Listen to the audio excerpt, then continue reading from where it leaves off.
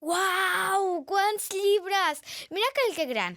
Un de rodó? Què passa, súper? Fent el xafarder! Perdona, no m'he pogut resistir.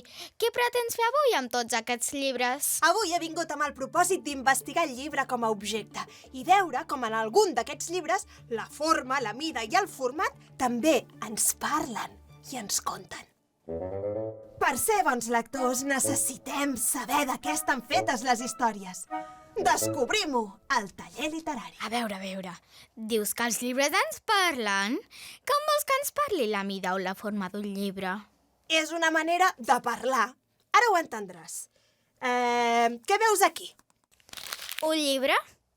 Jo el que veig és un perfecte escenari per explicar un viatge, per exemple. I saps per què? Doncs perquè és un llibre tan apaïsat. Veus que la seva base és molt més llarga que la seva alçada?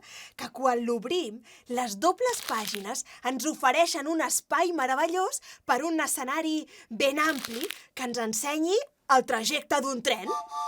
Què més podria ensenyar-nos? Una serp o una cursa? Exacte. Quan l'autor escull fer un llibre amb aquest format, ho fa sabent que la vista del lector viatjarà des d'una punta de la pàgina fins al final de la següent, fent un recorregut molt llarg d'esquerra a dreta. Fem un canvi. Què pots dir-me d'aquest llibre d'aquí? Que és un llibre vertical? Correcte. I per què un autor pot voler fer un llibre vertical? Per explicar-nos la història d'una girafa. Per què no? O la d'un gratacel, com en aquest cas. O la història d'un pou molt profund del qual és difícil sortir. Ah, ara ho vaig entenent. I què passa si en comptes de fer un llibre rectangular el fem rodó? Podem fer un llibre sobre receptes de pizza. O sobre les tetes, com aquest d'aquí. També podem trobar-ne d'altres com el llibre inclinat, que serà el motiu pel qual el cotxet que hi ha dins començarà a baixar a tota velocitat per les seves pàgines.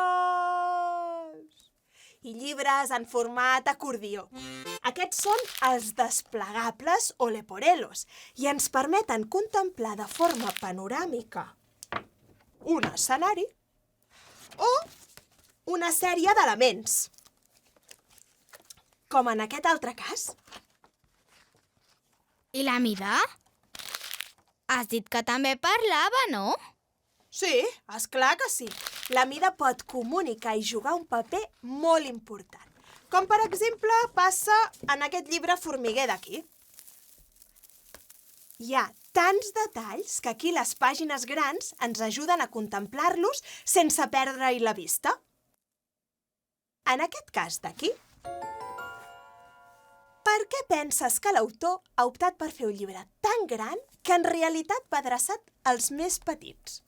Doncs perquè pretén que quan el bebè obri el llibre es converteixi en un escenari que ocupi gairebé tot el seu camp visual. És a dir, que quasi l'infant no vegi res més que el llibre. Ja ho veus.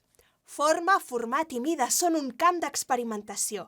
Però alerta, no pot ser una experimentació gratuïta. Ha de tenir un sentit.